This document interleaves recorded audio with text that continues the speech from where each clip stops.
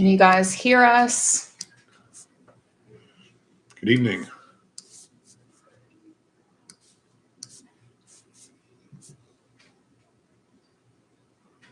Yes, it's been a while for sure.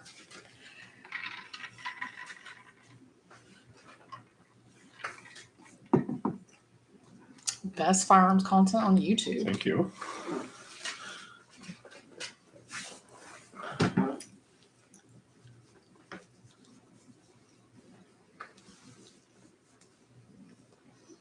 We're going to give it a couple minutes to let everybody get in here and get situated, and then we will start cracking off the questions.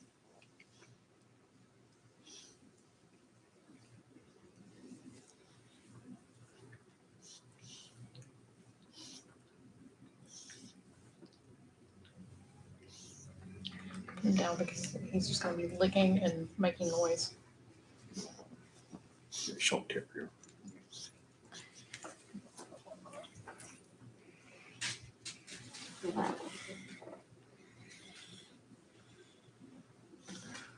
Tennessee. Disney World. Nice. Clay's got his priorities straight. Mm-hmm.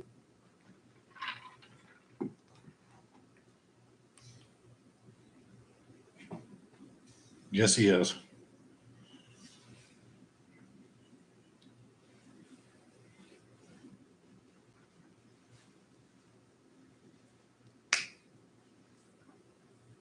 I'm going to go ahead and start off with a question while we wait for people to float in. Will you be doing an interview with Tommy Built on the G836? I was looking to buy one. That's actually a company I've had sort of a hard time getting with. A long time ago, the video no longer, I don't know if it exists any longer or not. It might have been one of the ones I was taking down. I did a video on the G36. It was a Tommy Built. It was a loaner from one of my viewers. I was never actually able to get anything from Tommy Built. So, I would like to. There are some interviews that are potentially coming up. Or might be. I was talking with Jeff over at Caracal about possibly going out to his place and doing some really neat things out there. So if that comes to fruition, you'll have some really cool stuff. Hey, where's Caracal at? They're in Idaho. Why can't we have like some gun places that are like, oh, they're in the Bahamas? That's what I can be like, oh my God, I'm so excited to go film in the Bahamas. Go visit Caracal in UAE. Yeah. To go visit Beretta too. That's a good excuse to go to Italy is to visit Beretta for sure. That tax write-off. It would be actually. Yeah, $8,000 later in salt cured meats and gelato. Well, we got you guys starting to come in. You got a lot of really cool content coming up. A ton. A lot. Get ready. Give you some ideas. You're going to be getting a first look at the LWRC IC9, IC Enhanced Relook Caracal pistols with a history of Caracal. Sig 1911X, the PTR Archon pistol, Crime Series on the 1022, the Beretta 80X, the Zastava AKUF underfolder. We also have, the Browning BRN-4, which is the homegrown 416, Tavor 7, IWI Carmel. We're taking a look at the CAC boat carrier groups. There's their standard internal piston, and they have an internal piston with a downward vent, which is sort of a really interesting thing to look at. Another one on Centurion, one of their brand new 5.5-inch 300 blackouts. Pretty cool. And I've been asked about Bear Creek from time to time by you guys, and they had one that actually sparked an interest, and it was a 30-06. Now, why would you want a 30-06 when you have a 308? I totally agree, but it looked pretty cool, so I actually got it the first Bear Creek. I also had the Black Rifle Arms 308. We have a Zastava M91 sniper rifle, and one of the PTR AKs. And not this time, but probably within the next several months, you'll be seeing some LMT stuff. They're going to be sending me some stuff, so I'll be able to do a whole thing on every Estonia rifle, every rifle for the not Estonia, but the New Zealand contract as well. So there's a lot of pretty cool stuff coming down the pike. Oops, somebody said don't touch Bear Creek. Well, I don't pay attention to a lot of other people. I test for myself. So Yeah. this will be my first time ever looking at them, and you guys are going to And get you this guys straight. mention them all the time, and it's a question that y'all ask if he has any familiarity with them. So that's why we kind of have to touch them just to see what's, I would never give you guys my opinion without having laid hands on them. That's not going to happen.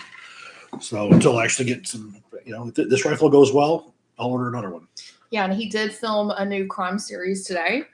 So that you'll be seeing something new from that. Did you mention that you're also doing an update to the latest video that we did on the M9 versus the M17? Oh, yes. You have another very interesting one coming. As you guys know, I've been very vocal on the NGSW program, Next Generation Service Weapon. I did one, and I keep working. I keep talking to people.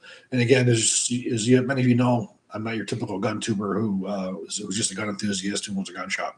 I work in this industry. So I deal with people directly from the Army, directly from Sig, directly from Aberdeen, directly from all these different locations, and talk to people. I got some very disturbing information on the XM7 or M7 and the machine gun. Looking at the ballistics and looking at the cost and everything. So I got a coming out. I'm actually calling it Section 8 for all Army brass, because this is probably the worst, most screwed up weapons program that we've had in the last century. The way that it was conducted and wasted money and whatnot. So you're going to be seeing a very long video going over all this stuff in detail. We filmed that one today. Okay, guys, we're going to jump in there. Let's see if I can actually remember how to say this, because it's like a script from memory, but it's been a little bit. Thank you guys for joining us. If you would like to donate tonight to keep SAS going, to buy Whataburger or ammo for this guy here, you can do that by using the super chat function, which is the $sign underneath the chat line. We do not just take paid questions, although we support and appreciate every dollar that you give, because we know money is tight for everyone these days. Our preferred method of donating is on our website. It's DonorBox. Because Google does take 30% of all money that comes in. So I have put in our donor box link into the chat, and it's also available on smallarmsolutions.com. That link you can actually use 7 days a week, even when we're not in a Q&A. If you have a gun question or you're having a gun problem, or there's photos that you need to include and it's, a follow-up, and we don't ask for a certain amount. It's just, whatever you can afford. And it just helps us keep going and keep an honest channel. And because we don't take checks from manufacturers for videos. We have no sponsors, so everything we do is on. You guys are our sponsors. So earlier today, on DonorBox, Steve. Thank you so much, Steve. He said, when fine-tuning an AR-15 .300 blackout system, or any AR platform rifle for that matter, is it better to tune with a lighter spring and a heavier buffer, or a heavier spring with a lighter buffer? Standard spring, standard mil-spec spring, and then you can adjust your buffer depending on what it is. 300 blackout subsonic, you're going to use a standard buffer. You're not going to be using no tungsten weight, no suckers. However, if you're doing supersonic, it's relatively hot, and H might be a good idea. I got a question or a statement from somebody on one of them. They're saying that one of the companies who does 300 blackout, I think it was Bravo, BCM, was saying they used an H3 with their 300 blackout. I have never heard of that in my life. And it just sort of stuck with me because nobody uses H3s, especially in 300 blackout. H3s are used for 308s.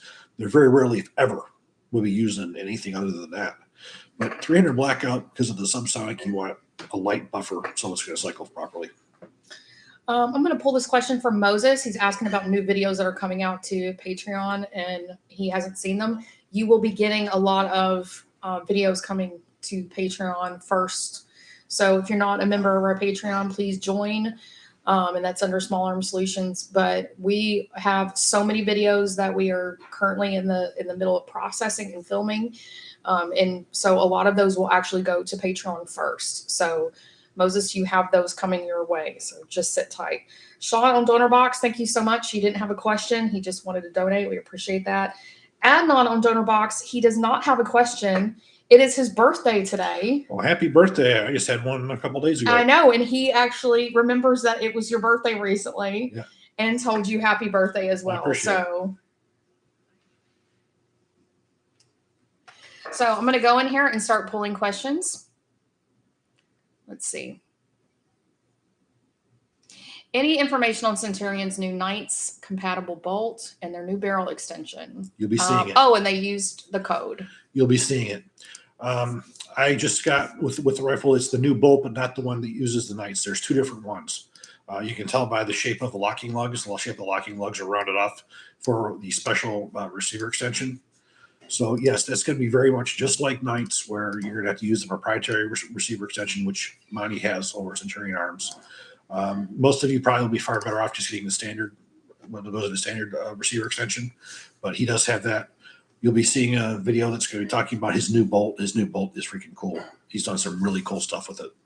Yes. When that came in, Chris was very excited for it. In fact, he was. I want to know what exactly it was. He was not here, and he asked me to open it, and I sent it to him. And then he was like, "Oh, does it have?" Well, and I wrapped it back up, and then he was like, "Was there a bolt carrier in there?" And I was like, "I already knew you were going to ask that." Yes, there's a bolt carrier in it. And then he was like, "Is it chrome?" Yes, it's chrome. And then he's like, "Well, can you take it out?" And then he starts trying to tell me about how to pull the hammer thing back. What is it? The charging handle. And see, now I look like an idiot. But I knew how to pull it out and take pictures of it. So he's like super excited about it. Monty just does incredible work.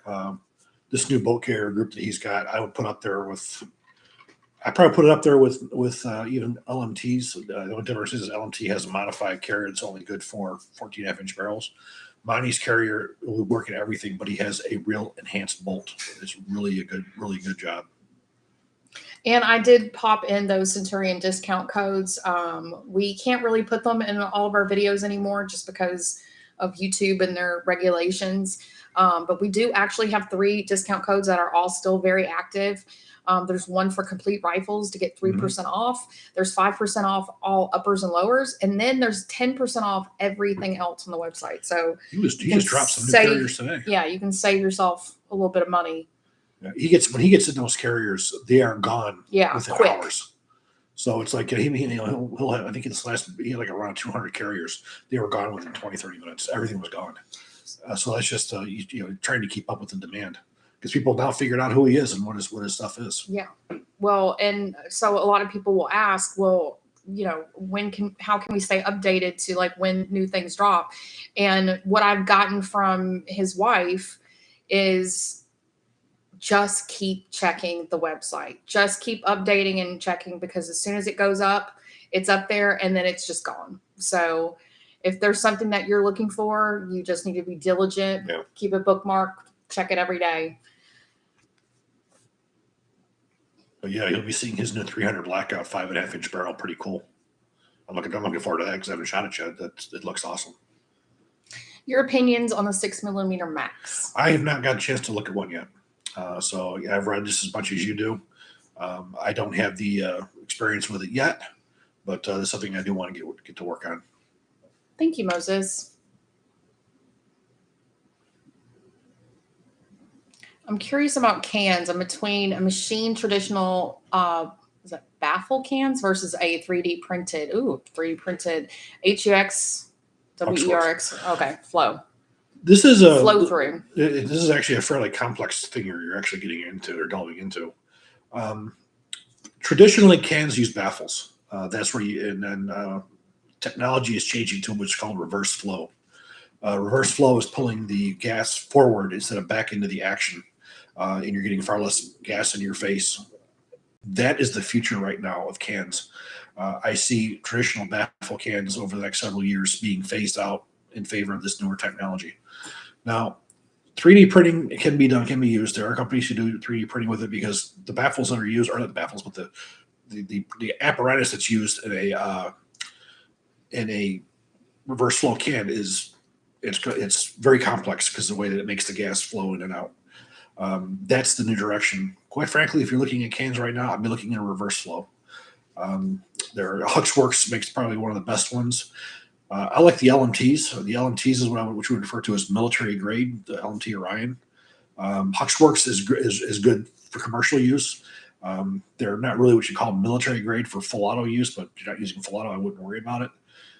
Silencer Co. does have a reverse flow as well. X2 Dev Group also has some of those as well. There are several places, but I really would be looking if I was to buy one can now, it probably would be one of either the Huxworks or the LMT or the Silencer Co. Reverse flow. Snowfox, it does not matter if you can see the reflection in his glasses, and also please do not ask your question 4 times in a row. But his question is, what do you think about the PSL Romac 3?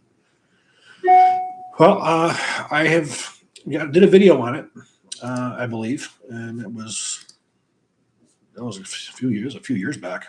I did one. Right now, I'm doing a video on the the M11, or sorry, the N91 Zastava, which I think is a step on top of that. Some of the guys disagree. Some like the PSL better. Me, I tend to like the Zastava a lot better myself, and that's one of the ones we're going to be testing. But you're going to see a neat little short on a full auto PSL. It's going to be pretty interesting. My FFL who's going out with us, Glenn's going to be bringing out some neat toys to do some shorts with. That's going to be one of them. But I'm not a fan of the Western or the Eastern Bloc type sniper rifles. Those things shoot mid in a barn door compared to a modern AR-10.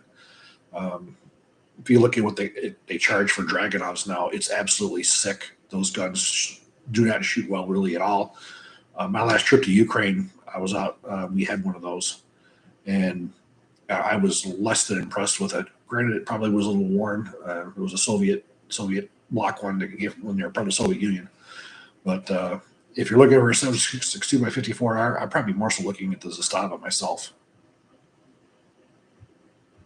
What was the deal with the 604 uppers and milled off forward assist? Did the Air Force flat out refuse forward assist, or did Colt simply not want to give more options that weren't paid for? No, the Air Force never wanted the forward assist. So basically what Colt did was they had one forging.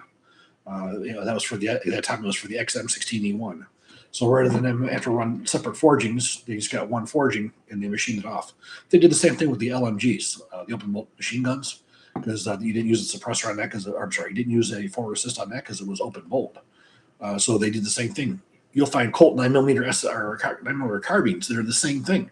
They machine off the shell deflector as well as the forward assist. So it's a cheap way of using one forging.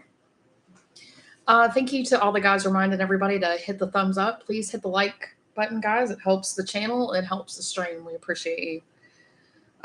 Manuel on DonorBox, thank you so much. He said, evening Bartachis, hope you are doing well. My question for you is, should the XM7 get fully adopted, could we see a drastically different fighting doctrine emerge?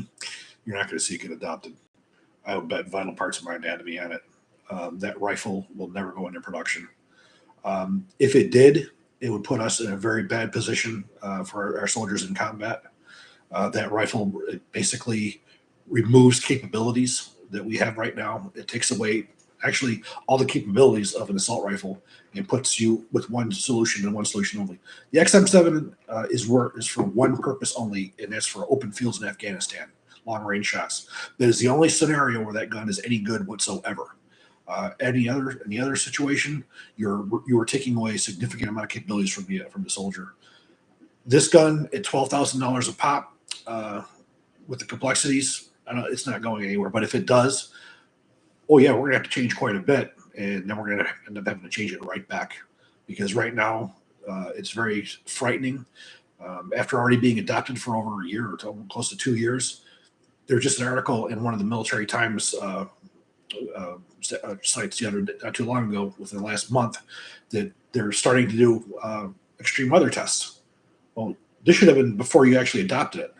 So again, we adopted another firearm without testing it, and it's not doing very well. There's been a lot of problems with it. So I get what your question is. I don't think it's going to happen, but if it did, I see having to do a change and then having to change right back. Have you had any time with the new CZ Shadow 2 Compact? No, I haven't done anything with CZ in a little while. I'm sure I could. I used to, the CZ guns that really interest me are more their military type guns. Again, like their their compact and full size 9mm striker fire guns, and of course the Brens, the Bren 2. I tend to make me more interested in those. I did do one on a Shadow a couple of years ago, but I haven't really gotten back to it. I got a complete LMT Mars H lower and trying to decide on a 13.5-inch barrel, but stuck on either a stainless steel or chrome line or regular weight or the lightweight option. What is your opinion? 13.5, you're not looking for a precision rifle to begin with. So I would go with a lightweight, I would go with a chrome plated.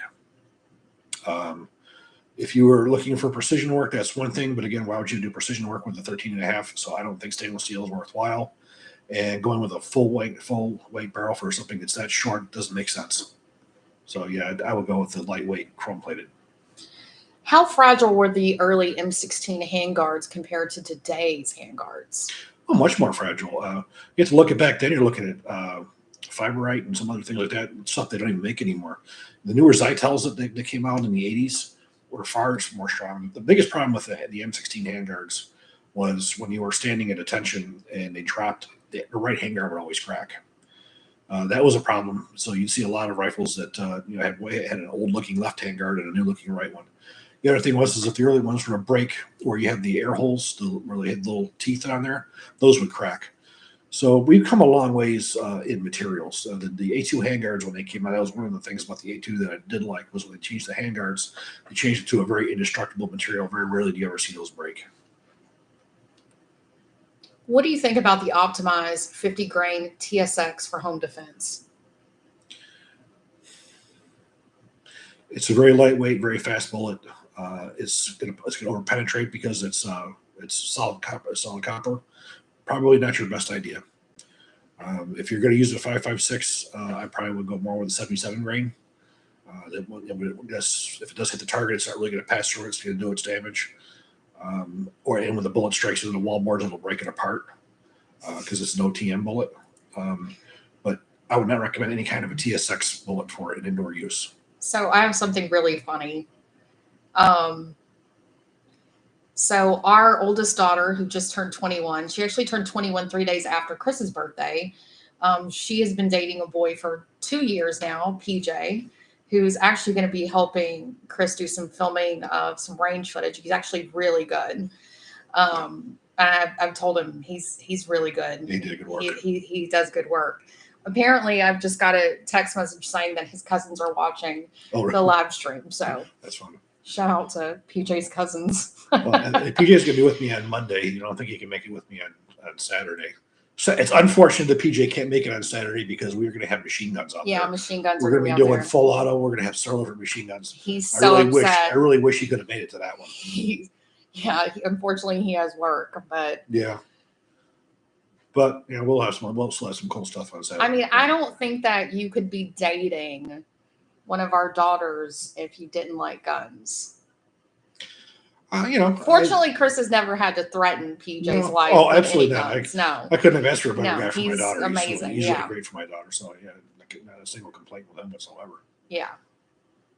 My daughter Ava, on the other hand, there could be some boys that will be threatened at that point. But should AR-15s have wooden furniture over plastic? No. That's the whole point of the rifle is for it to be lightweight. It's not to add weight like that. This is not a Perazzi shotgun. It's not where you want like the wood and the finish that's mirrored and all the hand grab. This is a combat tool. So adding that to it, not to mention what happens in AKs will have wood. You get a high rate of fire, the thing starts smoking and they catch on fire. No, I don't believe that wood belongs on an AR-15 at all.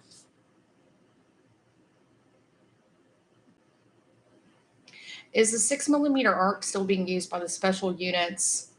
And is it used everywhere from SBRs to DM to LMGs, etc.? I have only seen them in rifles. I've not seen them in LMGs. That cartridge would destroy a barrel, in my opinion. It is still in use with SOF. I've definitely heard that.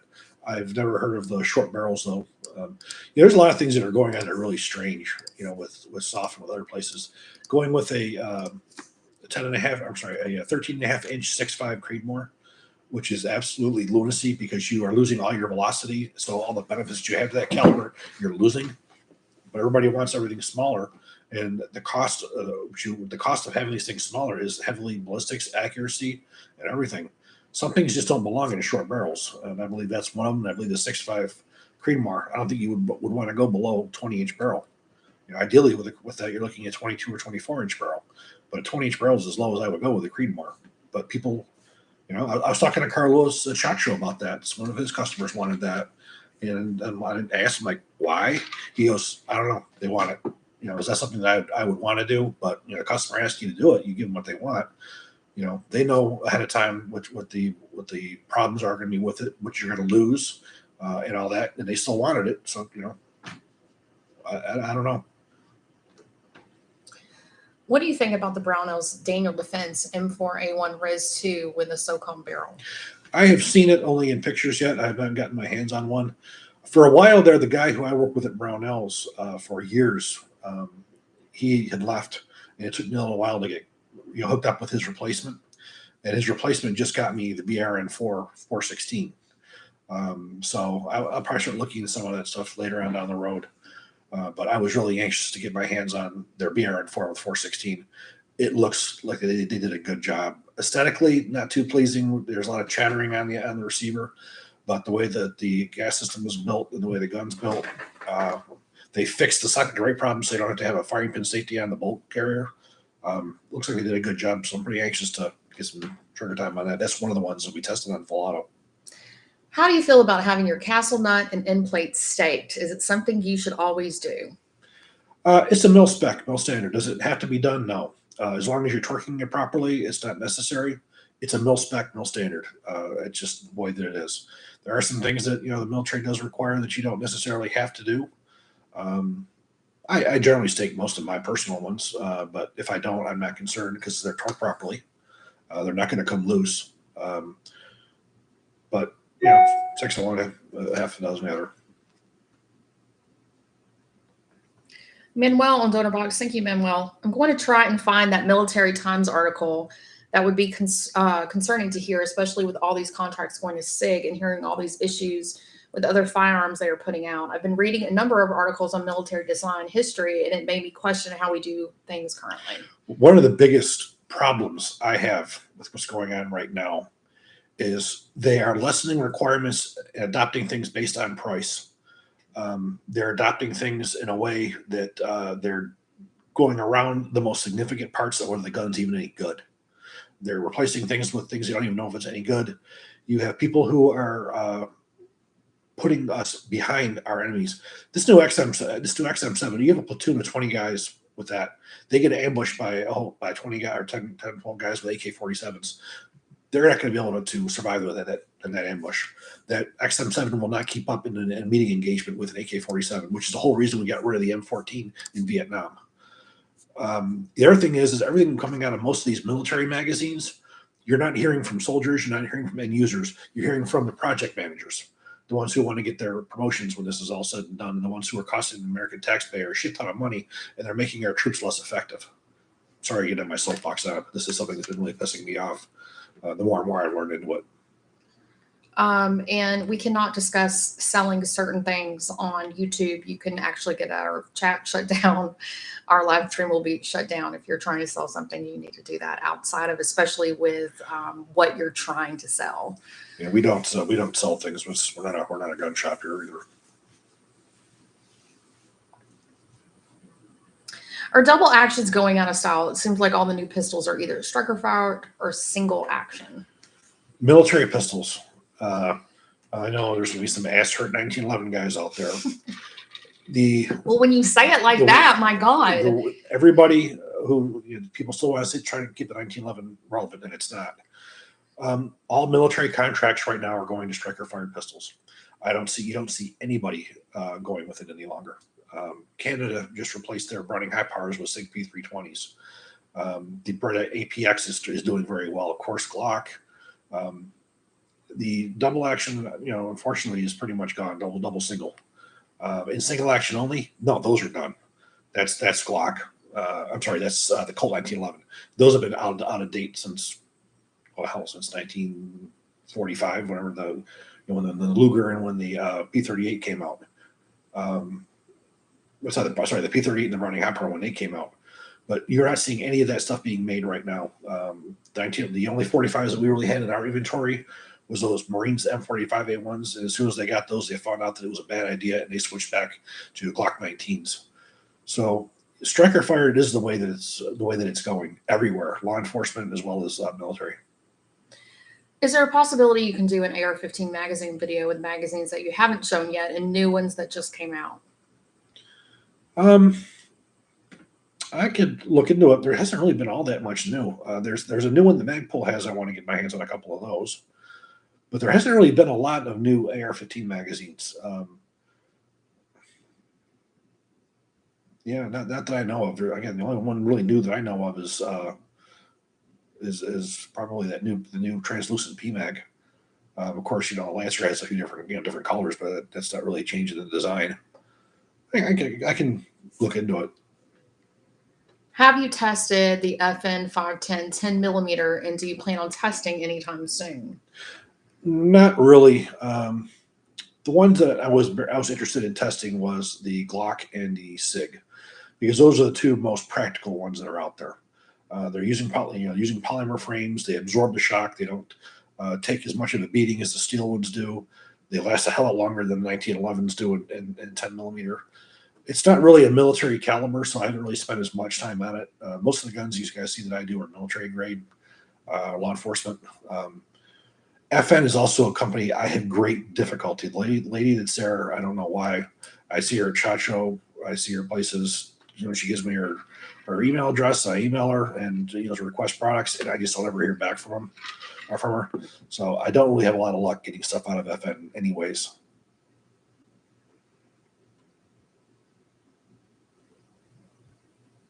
Benelli M4 or Beretta 1301, and what's your preference? Benelli M4. He's always going to say that all day, every day. In all the guns that I have, I only own one shotgun, and that's it. That probably tells you something. There's nothing wrong with the Beretta. The Beretta is a very nice shotgun. As far as durability, reliability. Is it because you're? Well, I can't say it's because you're. Well, they're both Italian. They're owned by the same company. Beretta owns Benelli. Really? Yeah. So Beretta owns Benelli. I didn't know that. But the reality of it is the most combat-tested semi-automatic shotgun in the world, and there's nothing that the Beretta will do that it won't, and vice versa. It's just I think it's a little bit more robust. It's not one of those things as far as durability and reliability. Maybe half of one, 6 of one, half a dozen. I don't know. I will one day get a Beretta 1301 in for review. I just don't really do a lot with shotguns. I think the only shotgun I ever did was just the Benelli. Yeah, we've really not done anything with shotguns at all. I got ammo in my office there for shotguns. It's very hard to get him to do things that he doesn't necessarily gravitate towards. Well, I have connections at Beretta now where I can get stuff where, for the longest time, it was harder for me to actually get stuff at Beretta. Like, I got the Beretta 80X, which is really cool. You had the PMX not too long ago. So I have contact now in Beretta, so it's easier to get stuff from a Manuela. I think it would be good to do something with shotguns too, because I feel like there's kind of a void there with that. After I get done with the 80X and I get that one back to them, I'll see if I can do something. But I mean, it's if you're a regular to our channel, that's always been an ongoing thing between us, is me trying to push some different content out. That's why we have crime series, which he's gotten better at doing. It's fun. I enjoy doing it. And he's talked about even investigating, looking at 17. I think we got 17 of them now. We will have 17 or 18 of them. Well, it took me forever to get him to look at the JFK thing, and then once he did, it was a rabbit hole that he dove into, and it was. I've been looking 8 months where he didn't want to climb out. I did look into the guy from Nirvana, Kurt Cobain. The problem with that is you don't have access to the evidence. JFK was a whole different thing for me. I had access to everything because of who I was and because of who hired me. And also being able to get with the guys who did all the reconstructions that were done right. It was a whole different situation where this one here, I'm looking at just pictures and stuff, from the crime scene that's been highly watered down. it's hard to make determinations when you don't have the actual evidence. That's why I'm more reluctant to go after some of these other ones, because I simply don't have all the information to make a educated decision. JFK, there's no question. I had everything and then some. That was so cut and dry that it was insane with the JFK one. But I think, you know, even if it's open-ended, it still would be an interesting video to make just based off of your experience, because, you know, he did work as a forensic firearms examiner for 10 years. So, I mean, he can talk on things that not normal YouTubers can discuss and talk on. So that's why I tried to get him to maybe think outside of the box with videos and talk about things that, because he's so black and white, if he doesn't have like a very straightforward opinion about something, he doesn't want to bring it. Well, I give you guys my real solid opinions. Yeah. I don't give you information that you don't hear me referring to other YouTubers or other people. I do my own testing. And again, I don't get my information from YouTube. I work in the industry. So it's very different more from where I'm coming from, where a lot of people who are just giving you their opinions on things. As a forensic scientist, nobody cared what you thought. It's only what you could prove. And I approach most of my work in that same way. John on DonorBox, he didn't have a question. He just made a donation. Thank you so much, John. VC on DonorBox, thank you. He said, what do you think of other rifles of the M16A2 family, such as 711, 715, 723, and 733? Well, you know, I've not really met too many M16s I didn't like. You know, the fixed carrying handle versions, if I recall, is what you're talking about. Fairly few of those were made. There's probably a whole lot more AR-15A2 government carbines made than there were even the selective fire ones. You know, you had around 85 when the A2 came out. It took a little while for the A2 carbines to come out. That, you know, the 14.5 inch, then the new barrel came out, and then of course once the M4 came out with the flat top, it just killed it. So you figure at least around 1995 is when fixed carrying handles were gone. You know, it's still an old school way. It's still very it's not out of date. It's still a viable combat weapon with iron sights. Stuff where when you get older and your eyes don't do what they used to do, then it gets a little bit harder to use those iron sights. But there's been a big retro. This whole retro thing is crazy. What's old is new. You know, with H&R popping up, and you know when Brownells did it, it's very sad that Brownells hasn't been doing much with the retro lines. Nodex Bud being gone. There's a big market into the retro stuff, and you're seeing some A2s come out.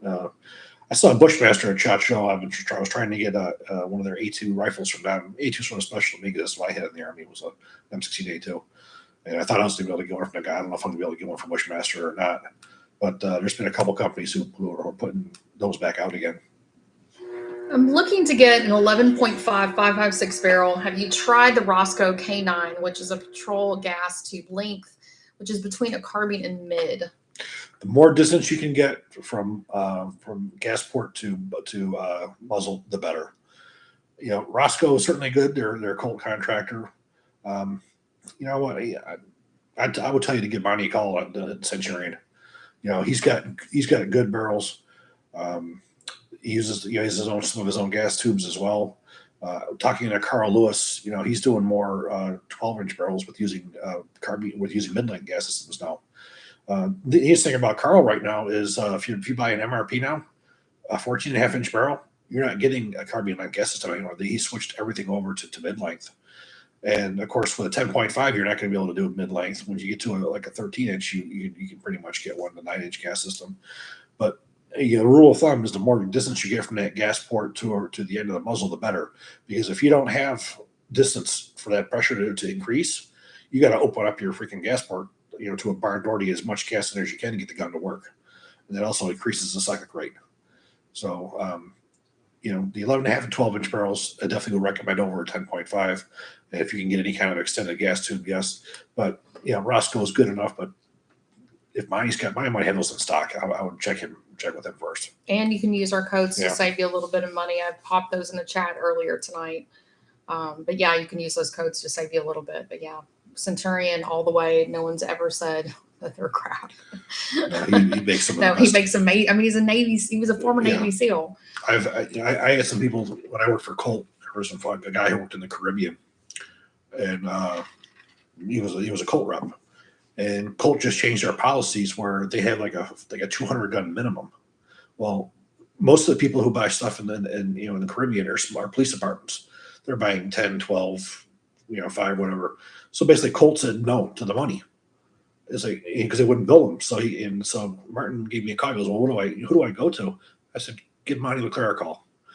He'll make you however many that you want. He'll make you better than anything that Colt could ever hope to put out. Yeah.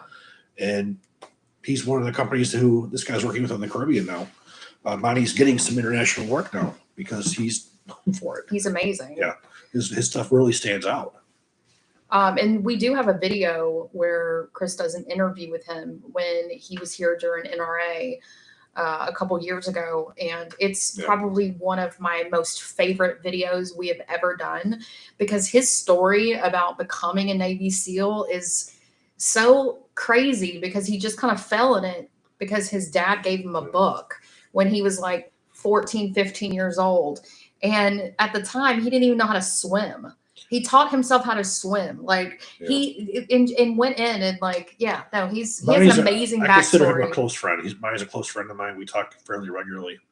He tells me what he's doing. Sometimes he even asks me my opinion on what I think. As I said, I would trust his guns with my life, no problem, in a heartbeat.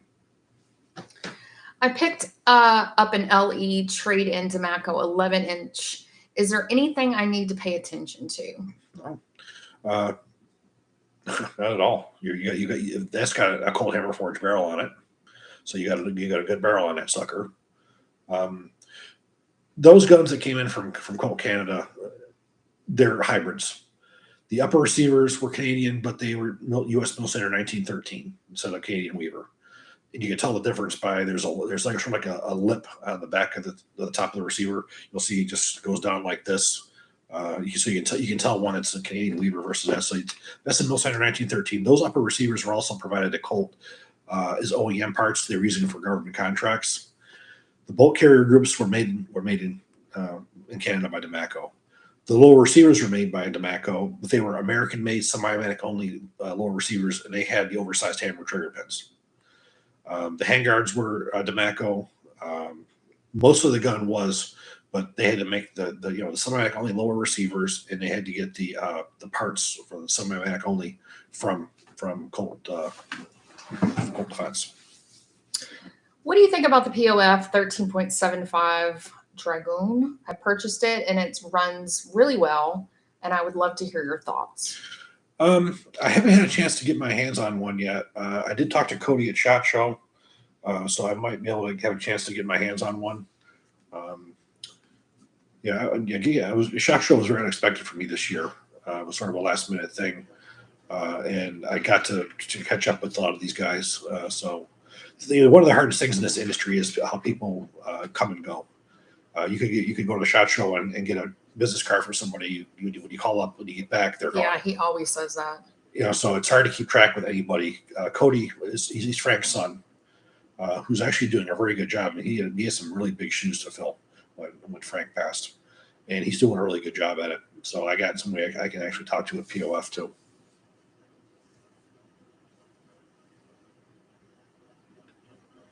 What is the difference in barrel and BCG life between these three? PSA, Freedom Upper, Standard Arrow Upper, and a BCM Upper.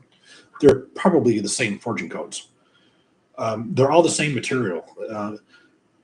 That's one of the misconceptions about you looking at lower end versus higher end as far as what's good and what's better. The reality is all three of those probably have come from the same forging company, so they're the same forgings. The difference is how they're machined. Now, everything I've seen from coming out of PSA, I have to say has been fine. It's been good. I can't blame anything in it. The ones I've tested have worked really good. They're manufacturing their parts in house. We actually got an invite to go down there to their factory and to see their manufacturing and ammunition and all that kind of stuff. I wouldn't mind doing that at some point. Aero Precision is an OEM. They make a whole bunch of stuff for OEMs. I met those guys when I was doing Black Rifle 2. Mark Westrom at ArmaLite, all of his forgings were machined and came from Aero. So that was the first time I met them, and that was long before they were actually making their own guns. They were just an OEM. So they make really, really good stuff. So I wouldn't really put too much. I'd be more concerned about barrels and bolt carrier groups. A lot of the bolt carrier groups are coming from the same places too. If you can find, Toolcraft or Microbust, those are military companies. Those are military contract companies. They manufacture for U.S. government spare parts. So those are two really good companies. Those again are minimum standard. There's ones out there that are a hell of a lot better, but you're going to be spending more money. Could a Colt upper from the war with an April 1997 barrel stamp still be used, or is it better to collect? Yeah, you can use them. I think should it be one of the safe queens that you always say? Like, would it be a safe queen? The only safe queen that I would look at it, personally as a safe queen, which I don't have, unfortunately, would be one of the 1965 to 66, 67 original SP1s, which are now called Curio Relics. Those are the only Colts that I would look at as, quote, the safe queens, unless they are ones that came out, they were prototypes or something that was special out of them. Colts were made to shoot. None of them were what you call that special. Well, an APC, if you were to get out like the LE69 40P, their external piston gun, if you get that, don't ever shoot it because you won't get spare parts for it. That would be a safe queen. But everything else Colt is still making. If you have a Colt LE901, for instance, don't ever shoot that. You will never get your replacement parts for that. That's a safe queen. But their standard 5.56 rifles, shoot them. What's the difference between the forward assist buttons that have the cap pinned as opposed to pressed on? I assume one is mil spec versus commercial. Last I heard that was changed where you can have either one. Obviously, the one piece is a hell of a lot more durable and easier to manufacture. And it's cheaper and it's stronger. So the one piece obviously would be more. If you were looking at the two of them, I would go with the one piece over the standard one. But a forward assist, again, if something breaks on it, you replace the whole thing. You don't replace parts on it. Manuel on DonorBox, thank you so much. If you ever feel the need to do a video on some asshole full bird trying to pad their resume at the expense of enlisted, give me a call. I will add commentary to that. Oh yeah. Well, like I said, this the video that we did today. Hopefully, she'll get it up soon. See that pressure, guys? See that pressure? Yeah, you need to sit down and have some time. He already told me when we filmed it. He was like, "I would like this one up soon." It's probably 30 to 45 minutes. Oh no! It's 45 solid minutes. Yeah, and there's no guns because obviously I don't have access to an M7. Which just means he's going to insert 8,000 photos. I'll put pictures in. Yeah, it's the more and more I see, the more and more disturbed I get over it. What is it on? It's on the NGSW, the Next Generation Service Weapon. It's this new program that was supposed to replace the M4. It was a big fuck up. It was a big. I'm sorry. I'm allowed to say fuck on YouTube. I mean, you just said fuck 3 times, so I guess we're past that now. It was one of the biggest screw ups in procurement history. I just said ass too earlier, so okay. Demonetize me for saying F-bomb. Yeah, it's the whole concept that's flawed. The fact that what we're giving our soldiers was supposed to be enhanced is not. It's actually taking away from their capabilities. The cost of the taxpayer for what they're getting. Now the whole thing.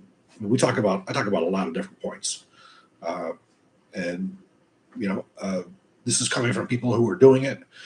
And again, you got to really watch what you hear about it, because when you hear all these praises, that's coming from the military.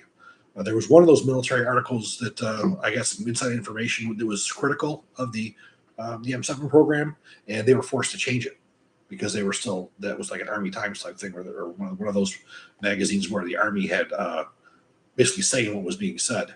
And the Army's been doing everything they can. Once it was proven that there was no body armor out there that this thing was going to needed for, then they switched to say, no, now we have this one that'll tear apart concrete. We're turning concealment into cover. Where again, when you look at what was done in Congress, well, I'll let you watch the video. But it's very, it gets me rather hot. Here's your YouTube short right here as a synopsis of the video within the stream.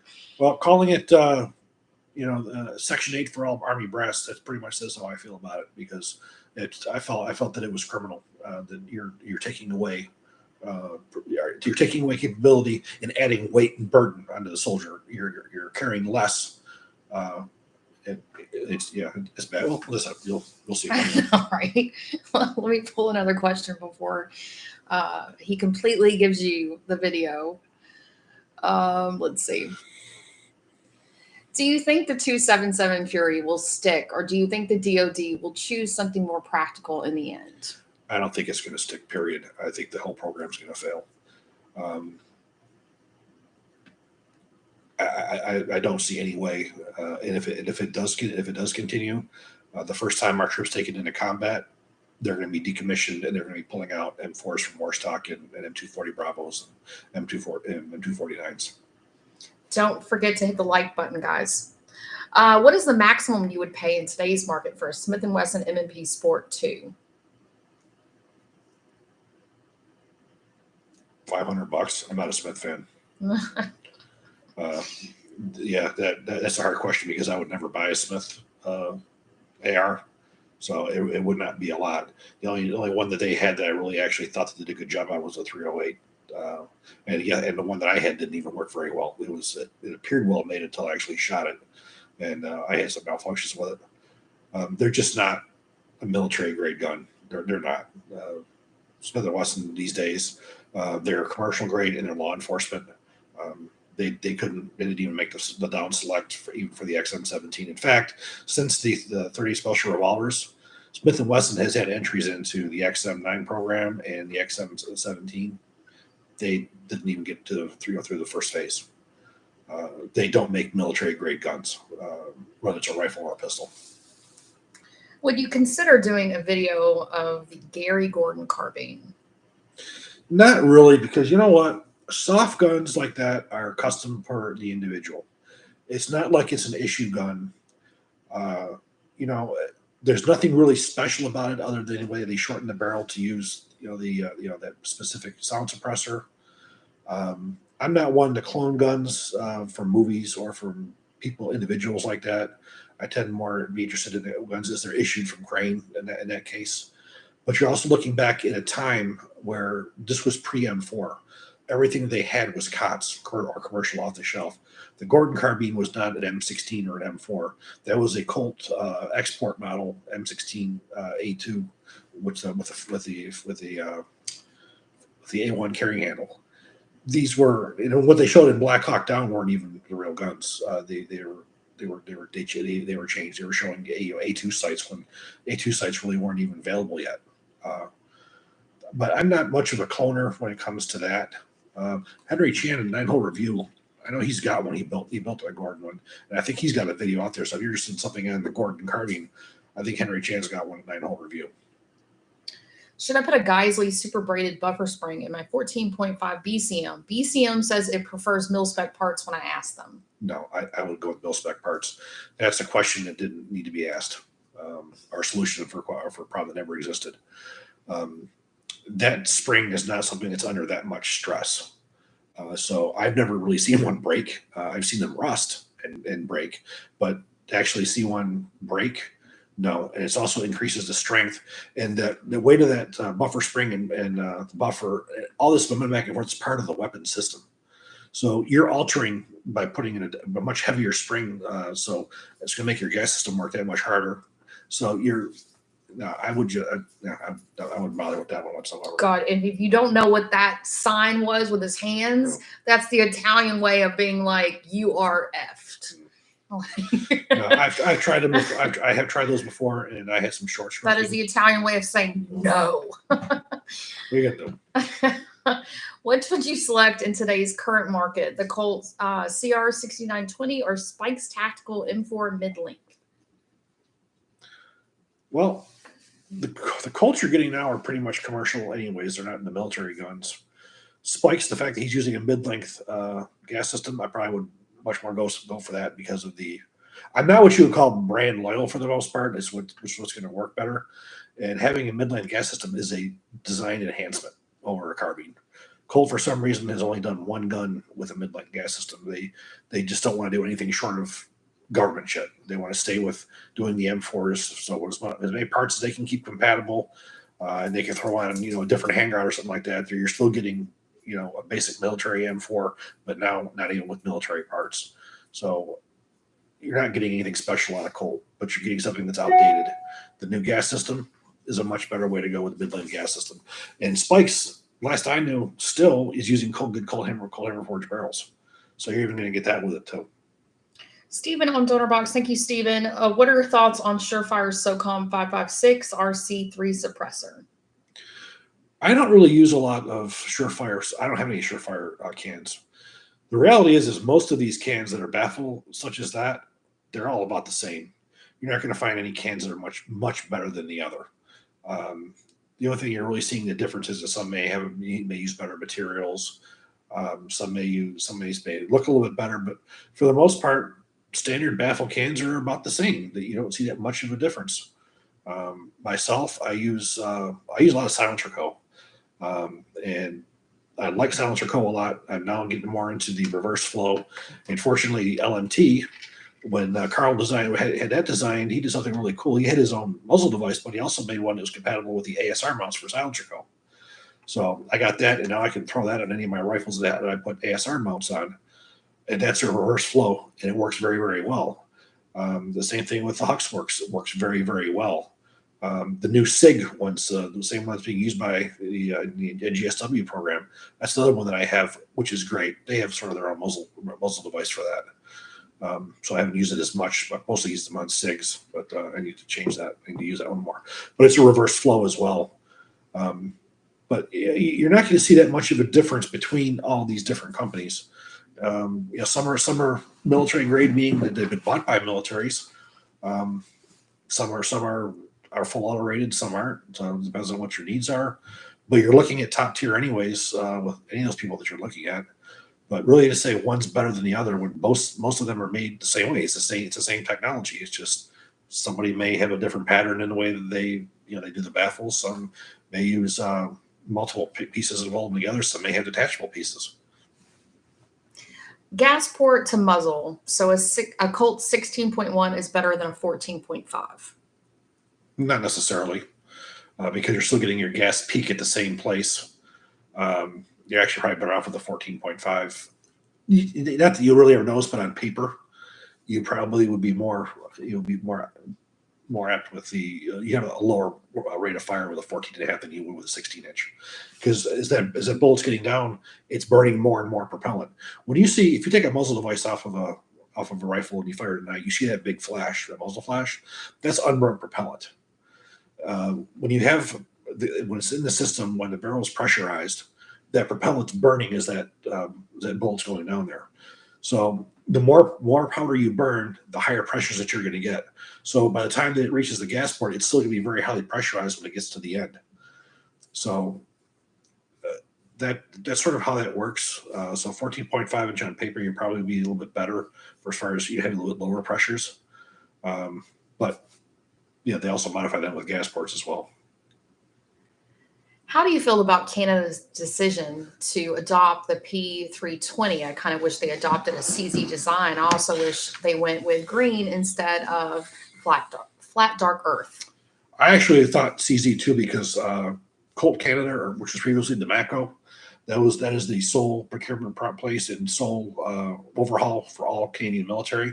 So I figured with that having some of the CZ influence, they would have gone with that as well. The 320 today, I don't have any problems with. I don't like the way that it was adopted. I don't like the way that it had to be fixed to get it to where it is today. But as it stands today, as the guns come out today, they are good guns. A lot of the stuff you're hearing about, them going off by themselves. Last I knew, Sig had 17 cases that were brought on by them, by these guns going off by themselves, were dismissed because they found that they were false. They were fiddling around with the guns when they shouldn't have been. Basically, what these cops were doing, you have it's known in the public light that these guns are dangerous. So they fiddle around, thing goes off. They don't want to admit they did anything wrong and get their gun or their badge taken from them, so they blame it on the manufacturer. And I can tell you also from being a forensic scientist, I had 2 cases in Wisconsin where they had Glock 22s saying the guns went off by themselves. And there was absolutely nothing that I could do, including NATO drop tests that we did, to make those guns go off. They wouldn't do it. The trigger has to be pulled. I don't think Canada made a bad decision. They're modern pistols. The P320 is taking market share from Glock. Can we talk about that testing we did or no? I had done some testing, and it was a fairly extensive test on a P320, which involved about 20,000 or 12,000 rounds. Yes. And we did NATO drop testing every 1,000 rounds. And filmed it. Did the whole thing. Yeah. And the final report went in. I had one failure due to an underpowered cartridge, and there was not any failures. I did the drop test twice. So 1,000 rounds, I did each side, every direction twice, and it did not go off. And that was a gun, prior to the changes that were made. I no longer carry Sig or Glock myself. I carry Sig. I got rid of my Glock 45. I have a Sig P320 X compact, and the gun that I normally carry in my pockets is a Sig P365. If I didn't think they were safe, I wouldn't be carrying them. And all my SIGs have already had drop tests on them. Every one of them that I have, just because that's been out there, I check them. So I don't believe that Canada did anything wrong at all. I think that the gun that the Sig is putting out now is a good design. As long as Canadians did they're actually much better on weapons replacement programs than we are these days. But my guess is they put it through a proper trial before they adopted it. And for years, people would come for Chris and say that he was, a Glock fanboy, because that was, what he always preferred. He got a baby Glock for me to shoot, and I did not love it. But when we did this testing a few years ago, I loved it, and I forget. The more I it was shot just it, easy for me to shoot. The more I shot the P320, the feel of it, the Glock feels like a damn 2x4. The grip is not really natural to your hand. The Sig gives a much nicer grip to it. The only thing I don't like about the Sig is you have a higher bore axis. I like the lower bore axis of the Glock. The trigger is much nicer because you have a little tit in the middle of the trigger on the Glock. That when you start shooting a lot, it'll wear on the pad of your finger, and it will hurt when you shot it quite a bit. And so, with the testing that I've done, and the fact that this problem's been solved, again, I don't like the MHS program. It was done wrong. The gun should have been fixed and should have been done right the first time. But we're here several years later. That was 2018, I think it was, when that was adopted. So between 2018 and now, you've got what was it, 8 years or so of them to get their shit together and get these guns How fixed. long it was that we did that testing? My God. 2018, yeah. So, no, I don't think they made a mistake at all. And I qualified was it the Mark 18 or the Mark? Yeah, or the M18. So the video that we just put out, that was the gun. He literally, when I had to get my license, and this is back when Texas had, you had to go through the course and all of that.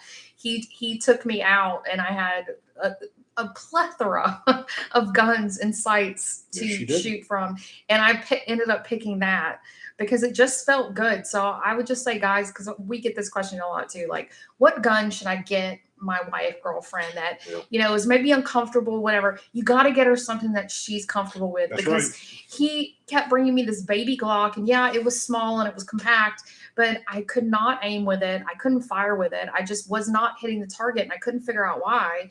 And just the Sig just clicked for me. So it's just, you just got to try some different things. I am not brand loyal. I'm what works loyal. Is there some manufacturers that I think highly of? Yes. But, I carried Glock for a lot of years. And as time went on, I got more trigger time with the Sig. I shot just as good with each of them, but the actual feel of the Sig just was better for me. I couldn't give two shits about the removable chassis because my guns are staying the way they are. I have no intention, just like the Army has no intention of changing out grip modules and such. It just shoots better. It just I just shoot it better. It's more comfortable. Steve has a question that I could probably answer in my sleep for you, but I'm going to go ahead and let you answer that question. I have a 10.5 BCM, was swapping out the bolt and bolt carrier to an LMT enhanced bolt and bolt carrier. Is that a good choice? Yes. The enhanced carrier would help you out with that shorter one, giving you a little bit more lock time. Most of the time, you're not going to see a lot of these benefits unless you have it on full auto. And that's how a lot of these things work. The M4, like with the M4 bolt that they have with the enhanced, that was designed specifically around the lock time of a 14.5-inch barrel with military M855 ball ammunition. But you will find a benefit with the shorter barrels as well. The bolt will work in anything, no matter what you have. You put it in everything.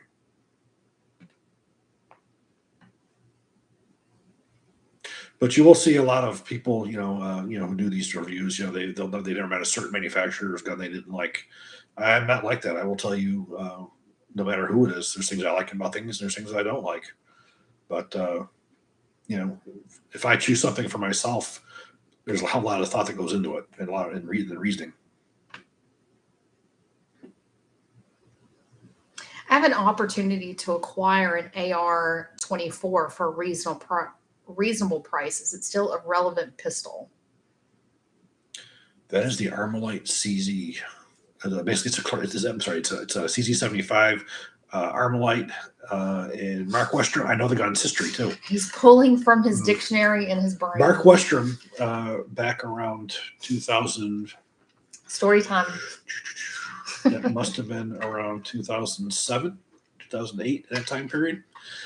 He goes over to a lot of different countries, and he went over to Turkey where they were making some guns, and he saw this CZ75 variant that they were making in Turkey, and he just thought these things were just beautifully made. Machining was beautiful, everything. And he said, "This is awesome." He goes, "I think I want to offer the first ever ArmaLite pistol." So he got the variants. He got it marked with the AR logos and everything on it. He didn't sell too many of them, unfortunately. I did an article for Small Arms Review on that. You might be able to find it if you look it up, but I did a review on that pistol. Beautifully made. I don't really know if it would be a collector's item or not. It would be a shooter. And Mark Westrom he's not one of those guys where he's very hard to impress. So for him to say that he liked it, that says a lot. I shot it. I had no problems with it. It worked great. It was a CZ75. So if you get it for a good price, yeah, use it as a shooter. It's not really as a collector's item. How's your KS-47 holding up? It keeps chugging along. I've got over 6,000 rounds through it now. I haven't shot it in a while. I have broken an extractor on it. Other than that, it just keeps chugging away. That's say if you will about PSA, they put out one hell of a rifle when it came to that design.